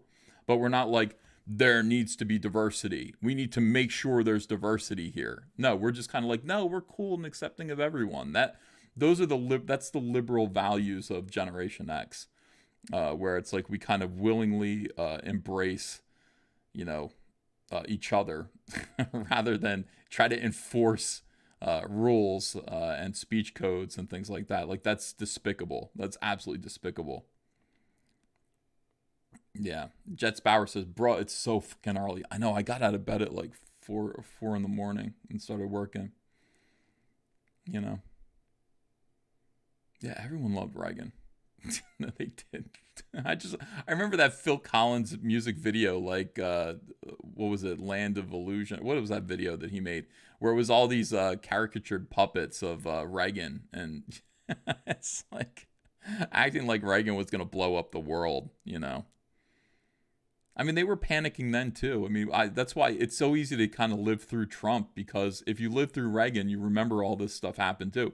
If you live through Bush, you remember this kind of stuff happened. Now they kind of embrace George W. Bush a little bit more than they did. It's like, oh, we can see, Clinton and Bush and Obama together, and they're all hugging and giving each other, chewing gum at these events, and everyone thinks it's so cute. Yeah, land of confusion. But I mean, it's, when Bush was in office, of course, it was the end of the world. When Reagan was in office, it was the end of the world. I talked to my editor when I was working on Flash Rebirth. I remember talking to one of my editors about the Reagan years, and he's much older than me. He's like 15 years older than me. So he was already like an adult when Reagan was, in office, and I was still a kid. And he said, those were horrible years, Ethan. Horrible years. I'm like, the 80s were, under what rubric were the 80s horrible years? Everybody had money. The culture was cool. I mean, it's like people were happy in the 1980s. And then I realized that, no, I was a kid. I was living in Normalville. Like, to me, the world was happy because I wasn't a crazy left-winger young adult, in the 1980s. Who saw Reagan as just like, the end of the world. He's gonna blow up the world. He's gonna make Gorbachev bomb us. And at the end of the day, Reagan was a genius. Reagan psyched them out. He just said, well, we're doing the Star Wars program. You guys can go ahead and get more nuclear missiles. We're gonna put something in the sky that can shoot down all your nuclear missiles. Now what, bitches? Do you have the money to compete with us? Okay. So, I mean, I liked Reagan. I thought he was very smart. He's funny. Charlie's London says, I was born in 1982. Not sure what that makes me. I think you're still Gen X. 1982. Yeah, the arcades. Oh, my goodness. Yeah, I miss the 80s. I thought the 80s were fun. Pac-Man was my favorite video game. And I would go. My mom would send me to the supermarket, 1982, 1983. So I must have been 8 years old. She'd send me to the supermarket. It'd be about 3 blocks away to get a stick of butter, and she'd give me $3. And I would say, "Can I keep the change so I can play Pac-Man?" There was like a Pac-Man machine in the lobby, and all the cooler kids were playing Defender. There was a Defender and a Pac-Man machine, and Defender was where the older kids played. Luckily, the Pac-Man machine was almost never occupied, so I'd get like 30 cents change, and I'd go play a game of Pac-Man. It was fun. The 80s were fun. The music was cool. The music was colorful. You know, the pop music was really, really weird and colorful. Yeah. 80s video games are crap though. No, they're not. 80s video games, well, look, if you the console video games are crap, but the arcades are great. You know, it's like you just they're about skill. You know, Donkey Kong is a fun game. Donkey Kong is entirely about skill, you know. Matt Becker says, "You'd say, 'Can I keep the butter?'" Deep lore. That's right. I didn't even think about that, but it was. I remember her sending me for butter. Would Reagan have used Twitter? Yes, I think he would have used Twitter. I think he would have, you know. Chris Stanley says Trump wishes he could be Reagan. Dude, Obama wishes he could be Reagan. Everybody wishes they could be Reagan. You don't realize how great your president is, I don't think. Look, I mean, I think other than FDR, I'm thinking here, FDR, maybe Eisenhower, people didn't realize how terrific their president was in his day. You know, when FDR was president, I think people did know how great FDR was. They loved him as a father. You know, everybody was scared. They were depending on him to save the world, depending on FDR to literally save the world. And when he died, it was catastrophic. He died while he was still in office. I think they felt that same way about Ike, you know, Eisenhower. But other than that, I mean, look, you think about JFK. They didn't like JFK when he was in office. You know, people, I think some people did. He had devotees who, kind of like Barack Obama, who just really enjoyed how glamorous the Kennedy lifestyle appeared to be. But, you know, on the other hand, you know, the other side of the aisle certainly hated JFK. And a lot of people did. You know, JFK had a lot of enemies. Nixon, LBJ. Well, LBJ, you know, he wasn't a great president. He was kind of a liar and a snake. Nixon, people hated Nixon while they had him, and I think they hate him even worse now. Jimmy Carter, the same way Gerald Ford was a big zero. Reagan, when he was in office, people didn't realize how great he was. And I think I think people enjoyed having him as president. But it's only afterwards. And this is something that almost uniquely happens to Republican presidents. Republican presidents are seen in hindsight.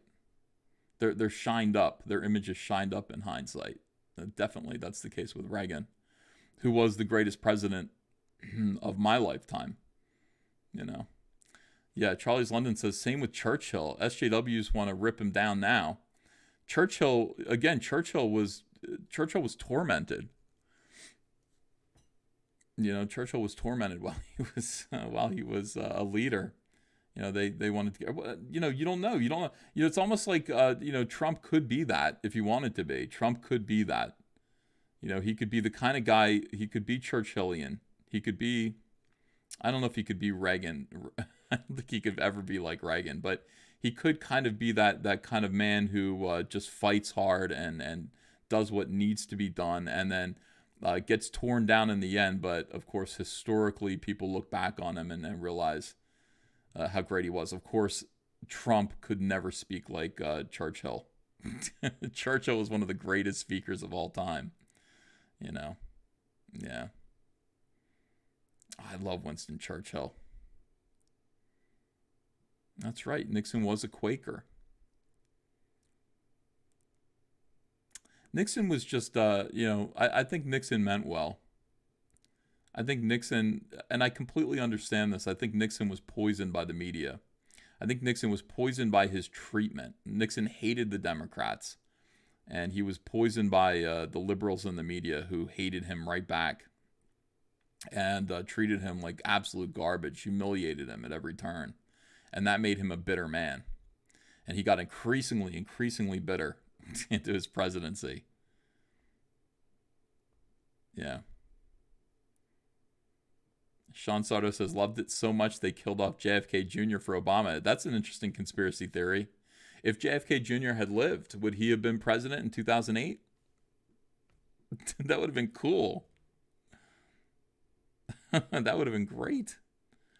Yeah, JFK Jr., that was a shock when that happened. I couldn't believe it. I remember that. I remember watching that go down, and I was just like, oh my God, every Kennedy. But I will tell you this, and I've said this to Andrea before, and I think I might have said this on a live stream once, but I will say, if you tell me that you are an amateur pilot, I'm going to tell you how you're going to die. It seems to be the case, as morbid as that is. If you're an amateur pilot, it's likely that you are going to die in your airplane. And that's it. I mean, all of these guys, all of these amateur pilots, they just kind of crash their planes. John Denver. I was like, hey, what happened? I'm watching that show. No whammy, no whammies, big bucks, stop. Whatever that show is. What's that show? Pressure Luck. And I'm like, what happened to this host? What happened to the host of this show? Because he was really good. He's a good game show host. And I looked him up. He was an amateur pilot. He crashed his plane. You know, it's like all these guys. You fly your plane. You fly your little single engine Cessna around. You're going to crash it into the water. JFK Jr. should have known that. You know, it's like, that's what, you're Kennedy. You're a Kennedy. You're going to die in a horrible way. Monkey Jeeba says JFK was murdered like Epstein. Well, not at all, actually. You know, Harrison Ford crashed his plane. Yeah, luckily he walked away. You know, luckily he got up and walked away. I wouldn't have been happy about that. Sirhan was a CIA agent, says T. Paddington. Well, he certainly was peculiar. I don't understand Sirhan at all, and I haven't looked into the RFK assassination as much as I have looked into JFK. But what a peculiar guy! That automatic writing that they found him with, him kind of not really understanding what he did later on. It's pretty weird. It was a pretty weird incident. Chris Croissant says, yep, had a personal friend kill himself flying. Yeah. Horrible. Absolutely horrible. I wouldn't do it. It's just too risky to get up there on an airplane and start flying around. I've done it before. I mean, when I was in the Boy Scouts, one of the things about Boy Scouts is that all of the cool stuff I did in life, I did when I was like a Boy Scout. we had to take we took flying lessons on a simulator, and then they took us up in an airplane and then just said, okay, here are the controls, and I got to fly an airplane, which was pretty fun. You know, learned how to do it. Couldn't do it now. Well, I could do it. I could remember how to fly it. I could never land an airplane. I mean, I could land an airplane, but it would be like, face first. But yeah, it was pretty cool. Bad times. You don't do that. Don't be an amateur pilot. Theodosia says, I'm a professional pilot. How will I die? An old man in your bed. Good for you. I admire professional pilots. That's something. That's another job. Like I always talk about my job. Like if I had a blue collar job, I'd be a truck driver. That seems like so much fun to me, driving cross country in a big truck, big rig. Eating pies with my hands while I'm driving, having to pull into a weigh station. I'm saying, you put on 30 pounds. Is there more stuff in here? No. There are just fewer pies in the world. That would be my job. I'm practicing piano. Thanks for $1.99. Says, it's not the Emperor on the poster. It is Luke. You're going to blow my mind. You think?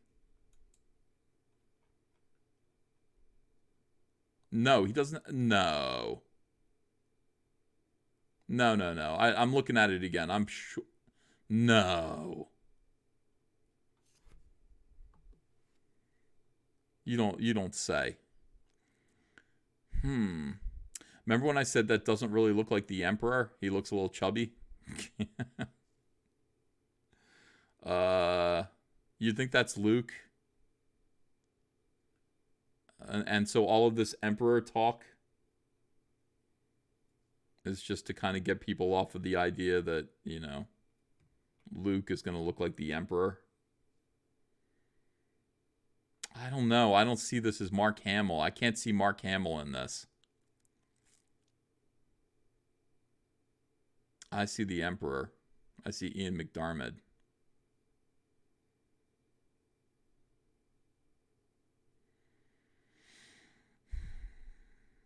No, I don't think so. If that's the case, I reject it out of hand. I don't believe that.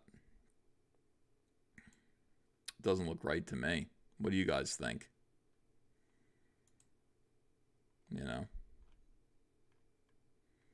Some people are saying, "Oh, it is. It is. I thought it was Luke too." Really?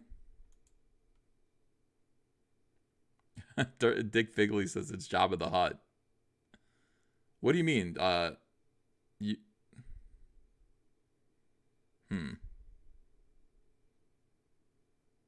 Yeah, I don't think it is. Adrian Stone says, "Why does this poster look like shitty 3D? It doesn't look real. It looks like a drawing. It doesn't look like a photograph, and it does look fan made to me. I agree. Yeah, I think it is Palpatine. It's a good theory, though. Channel 0X says it's Han. Twist. Liam Gray says, "I wanted on the record that when I first heard the Emperor laugh in that teaser, I said, sounds a bit like Mark's Joker." I said the same thing.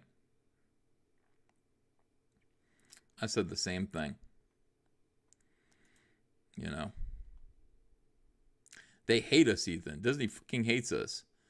Don't think they wouldn't make Luke evil, says the Spectre of Comics. I know.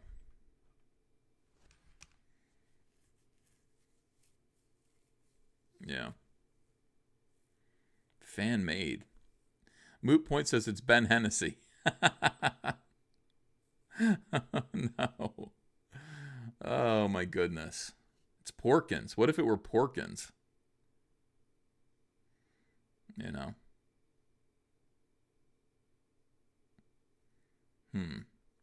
No, I really think that I think the first theory that I heard was correct. I think it is it is the Emperor, the ghost of the Emperor. Daddy Duder Pops Culture says, "Good evening, Uncle E from Tokyo. Check out Nin Nin Ninny on Indiegogo for loads of ninja fun."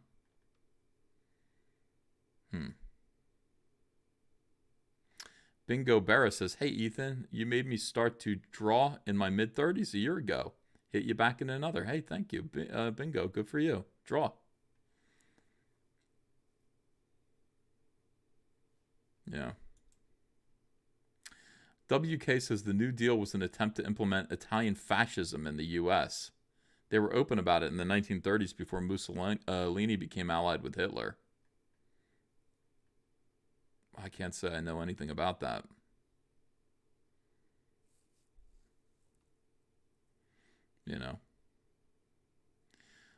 Simple Man says, "Jeremy's right. Palpatine in this poster looks like the Rebels cartoon Palpatine. It all looks like a cartoon. It looks like garbage. Like, it doesn't look like a poster."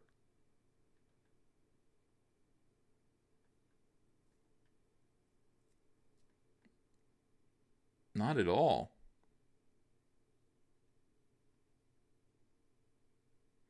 Adrian Stone says, "Okay, it is Palpatine. I've just color corrected it on my system." You should put that on Twitter, Adrian, for people to see. Yeah, it could be Chuck Wendig. What if it's Chuck Wendig?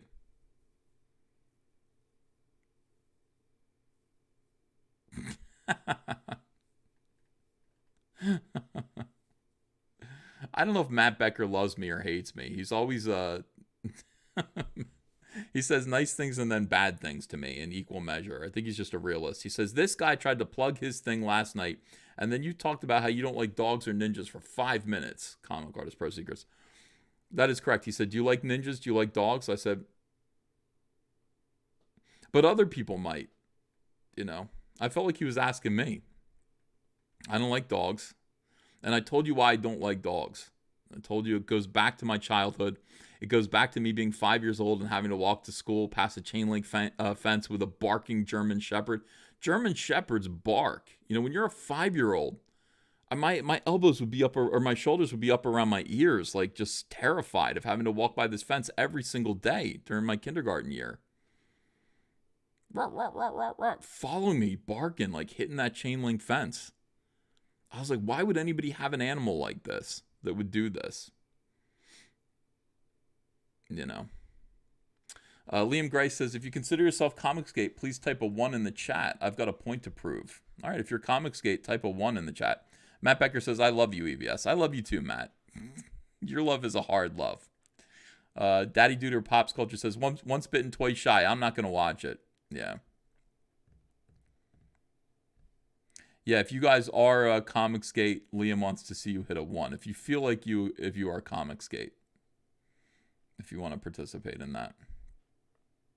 Thumbs up, Caps. Kraken of the Sea says, dogs bark. Ethan Mascar in 2019. Well, it does. This dog would bark like crazy. It drove me nuts. Wow, it's a lot of ones. There's a 0.5. Somebody who's halfway there. You guys are making me happy today. I'm a 1 too. I'll go ahead and I'll type a 1 in there. I'm definitely Comicsgate. You know.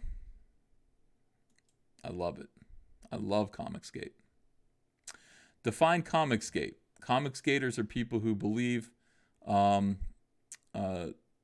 first of all, you'd be willing to use the hashtag. That basically means you're going to stand up for customer service in comics. And that means that comic creators should treat their customers with respect and deference. And it means that there should not be any divisive politics or anything divisive, anything that no divisive political message or social message or anything like that in comics. Divisive, and that's Comicsgate. That's what Comicsgate is, And then there are the creators who are trying to make comics that are like that,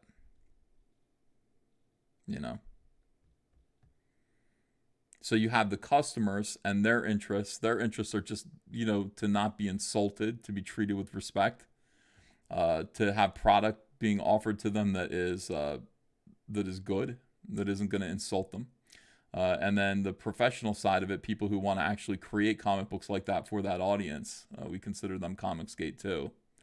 And your job is to make comics that serve that purpose. Keep your politics, keep your personal divisive views out of them. Just create escapist entertainment for fun, because your goal is to sell your comics to the most people possible. Zach always says, toothpaste companies sell their toothpaste to people on death row. We're not judgmental. You never say, don't buy my product if you feel this way. You would never do that. So that's what Comicsgate is. Memento Mori says, nah, no labels. I don't know if it's a label. Mr. V says, customers are king. You hear that, Disney? Yeah. Black Daddy says, we don't want ideology pressed upon us. Yeah. No, we don't. Not in comics. I don't know. It's too First of all, I don't trust most of these people to teach me anything.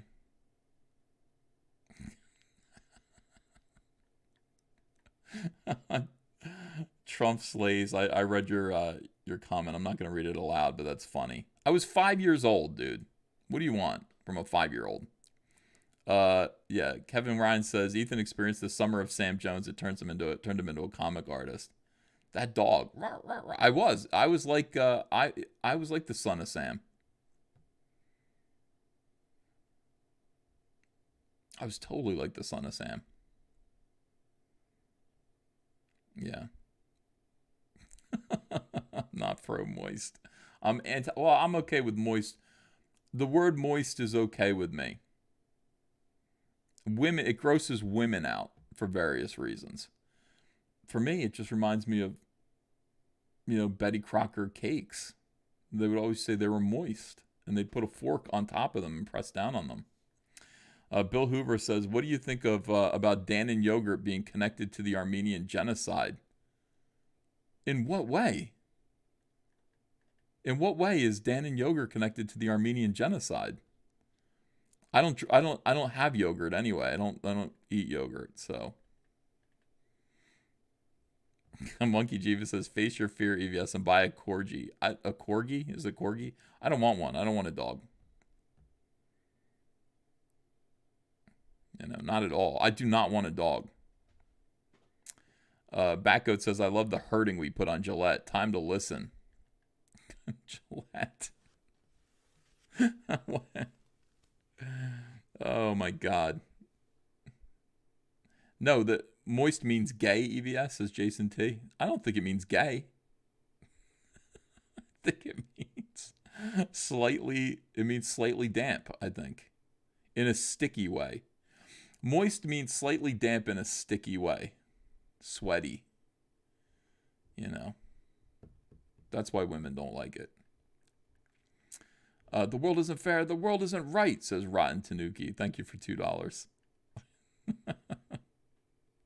Adrian Sten says, what about a raccoon, EBS? Would I have a pet raccoon? I don't want to clean up poop. I got to tell you. That's my biggest issue. I see these people out there leaning down, picking up dog shit, and I go, I don't love anything enough to do that. I'm not picking up fecal matter. Not in my old age. And certainly not for how long these things live, 20 years. I'm not doing that. I am not going to say from now until I'm 65 years old, I hereby commit to bending down and picking up shit and putting it in the garbage. I won't do it. And some of you can do it, and God bless you. People need to love these animals. I love animals when they're over there. Like those dogs. I love them. I care about them, but I'm not going to pick up their fecal matter.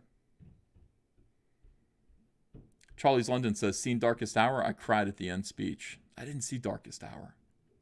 I didn't watch it yet. Yeah. Now, frogs are different. Yeah, you talk about pet frogs. That's different. Frogs, frogs are not hard to clean up after. They're easy. Ashley Michael X says, dog shit is moist like Betty Crocker cake. Exactly. Thank you for putting me off a cake. Wimbo points out that there are dogs that eat their own shit. Yeah, but then they lick you. Then they lick you. I don't know why people do it. DJ Nutsack says, get a pit bull and you will love dogs. I had a pit bull. 10 years ago. Bullet. Her name was Bullet. She was great.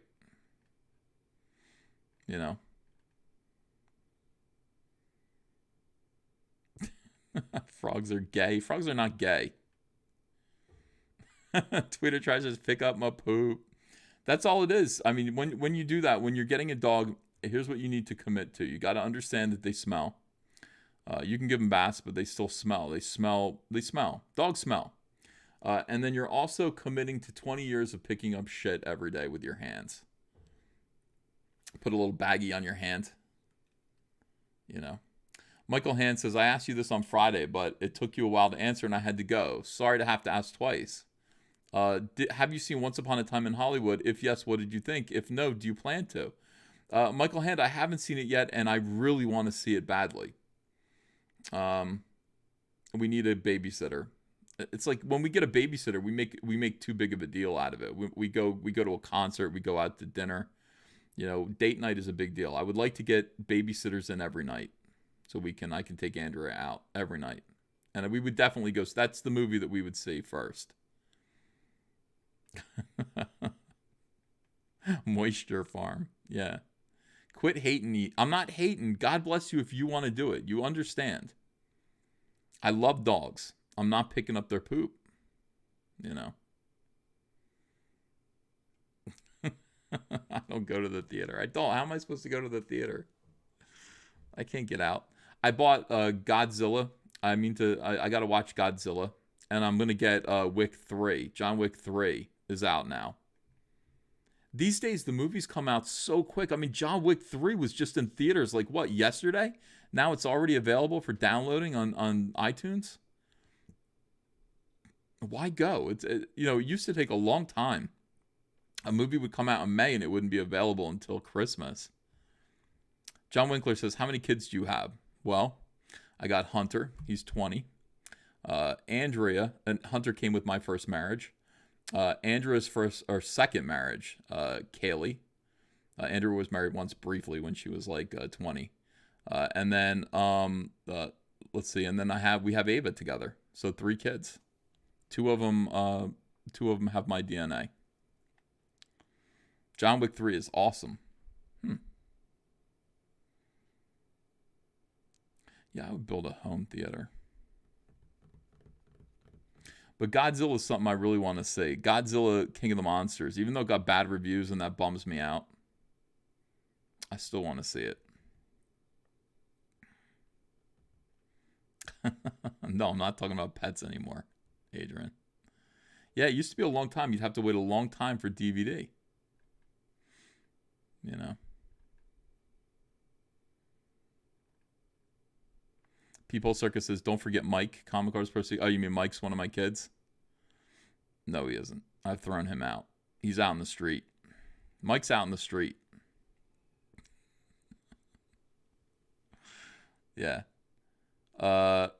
You make Hunter sounds car on tires. He can with the car, says Thundercats Ho. Hunter has his own YouTube channel, but he doesn't really upload on it very much. It's called Mechanic Pro Secrets. If you want to watch Hunter mess around on his car, you can go do that.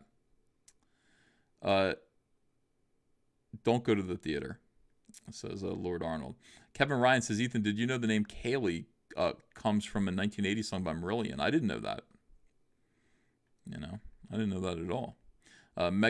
Megalitarian says, Godzilla, King of the Monsters is a good, fun film. Watch it. How could it not be? I'm not expecting that much from it, you know.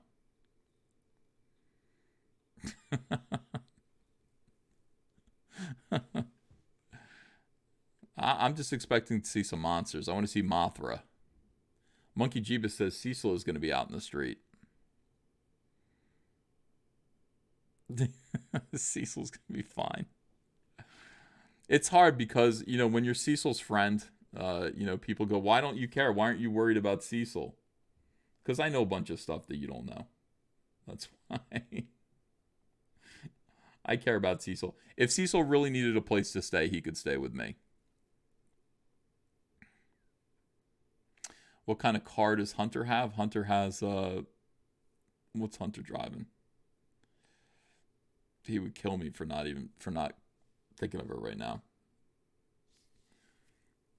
Hunter drives a Camaro. He drives a yellow Chevy Camaro with black stripes on it. Pretty new. I think it's new. You know.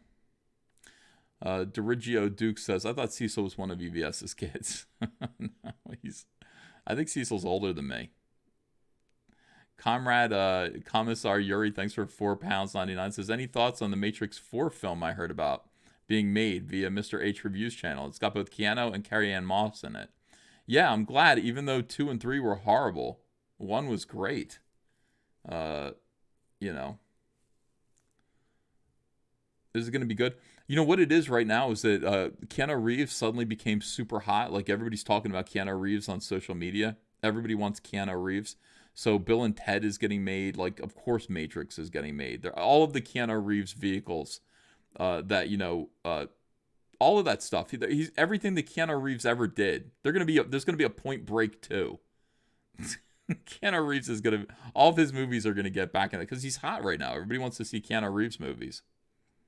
Bill Hoover, thanks for $10. He says, the family that started Dan and Yogurt also helped found the Young Turks around the same time the Young Turks carried out the Armenian genocide. Look up the Carasso family. Well, you know, fuck Dan and Yogurt, I guess. You know, I don't eat yogurt. I think yogurt's gross. You know, yogurt reminds me of spoiled melted ice cream. Mr. V says, Ethan, you're breathtaking. Thank you, I know. Stunning, you know. Johnny Mnemonic 2. It's all going to happen. Speed 42. Constantine 2. All of his bombs. I mean, I gotta say, I'm kind of looking forward to Bill and Ted. I'm looking forward to Bill and Ted more than The Matrix. The thing about The Matrix is, the first movie was all you needed. I mean, once you got past once you understood the whole mind blowing aspect of The Matrix, do you want more of it? I didn't really want any more of it. I got it. I didn't need more. When it comes to Bill and Ted, more please. And I got to see Bill and Ted as a dad because, as fathers, I can relate to it because I was a heavy metal kid in the 80s. And then now I'm a dad. I want to see what that looks like when you're Bill and Ted. I want to see myself reflected on the screen like an SJW. I want to see, I'd be Bill, I guess. No, I'd be Ted. Wait, which one is the blonde one? That's me. The dumber one. You know. Mr. V says, no one asked for another Matrix. I know. Dirigio Duke says, Keanu would make a great Silver Surfer, in my opinion. His line delivery is already so otherworldly. Tabletop Joe says, who do you think Missy will be with in Bill and Ted 3? Missy? I'm afraid I don't understand. You didn't read my super chat last night on High Council. I demand reparations on the last High Council, says Dr. Coffinels. Oh, I don't know how to repair that. Dr. Coffinels, type in your super chat now and I'll read it. I'm all for reparations. Bram Stoker's Dracula too. Absolutely. I'm Bill. Okay, I'm Bill. Whichever one is dumber, that's me. Michael Tryon says, but no Rufus. I know. R.I.P. George Carlin. Who we replace him with? I mean, you know who we replace him with. Who do we replace him with? Hold on a second.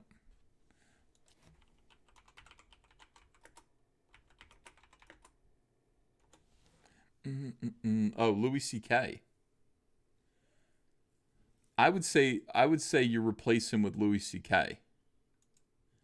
Despite the Me Too allegations. Bill Hicks is gone too.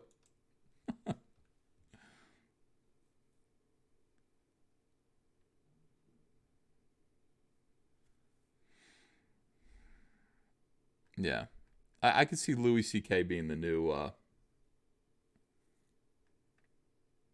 George Carlin character. Matt Becker says, you've skipped dozens of mine. Matt, I have not skipped dozens of your super chats. I know I read them. Mitch says, I want John Wick 4 now. Is it that good? Is John Wick 3 that good? I heard it wasn't that good. Let's see. Comrade Commissar Yuri says, what's this about Kit Harington in the MCU? Word is he's Wolverine. I'm as surprised as you are. Wolverine just gets more and more soy-based. You know. I don't know why that is. Why is Wolverine getting skinnier? They forgot what Wolverine actually looks like. That's stupid. Matt Becker says, I skip him on the regular. Well, I don't mean to. In any case, I think I'm going to go. It is now 8:49 a.m. in the morning. And it's time, even though you guys are so good and you're still here. And wow, I mean, how awesome is it that I can do a live stream and get 1,427 people at a Sunday morning. I love you guys. Hold the Line says, Ethan, were you more like Poison or Iron Maiden? I was Iron Maiden. I fucking hated Poison. I hated Poison. We didn't like that stuff. We called that glam shit what it was. It's for girls. You know? It wasn't until now, like older, I kind of like Poison a little bit more. That song Fallen Angel is great. Poison has one good song, Fallen Angel. Mom is Fallen Angel. That's a great song. Most of Poison's songs are garbage. They're just garbage. But I was an Iron Maiden guy, Metallica, Anthrax, Megadeth, MOD, SOD, all those bands. You know. Halloween. Remember Halloween? That shit was great. No, not Dokken or Extreme. None of that stuff. Yeah, we didn't like it. But Maiden, You know, Maiden was good. Maiden was I was obsessed with Iron Maiden. Europe winger. No, no, no, no, no. Yeah, that's funny. All those glam bands. Kevin Ryan says, Ethan, what band did you see before they were famous? I don't know. I don't know if I can think of one. Yeah.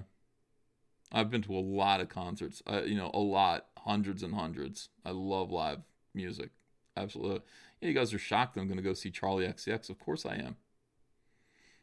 You know. I'm going to go. I love everything. Like, I would go to, the same way I would go see Iron Maiden. I'd go see Metallica if they came around again. I'd go see Frankie Valli. Here's the thing. When I went to see, first of all, big Beach Boys fan. I went to see Brian Wilson perform perform Pet Sounds. I went to the Pet Sounds concert in New York City with Andrea. We were in the front row. And you know who was 5 rows behind us at this concert in this just small venue to see Brian Wilson? Brian Wilson's venues are never that big. James Hetfield was with his whole family. He had all his kids with him. You know, he was 6 rows behind me to see Brian Wilson smile or Pet Sounds. And there was something about that. I was like, you know what? I have so much respect for this, because this is a guy who, even though this is not his music, no, he loves music and he knows how important Pet Sounds is. And he's bringing his family, his kids. He had his maids there with him.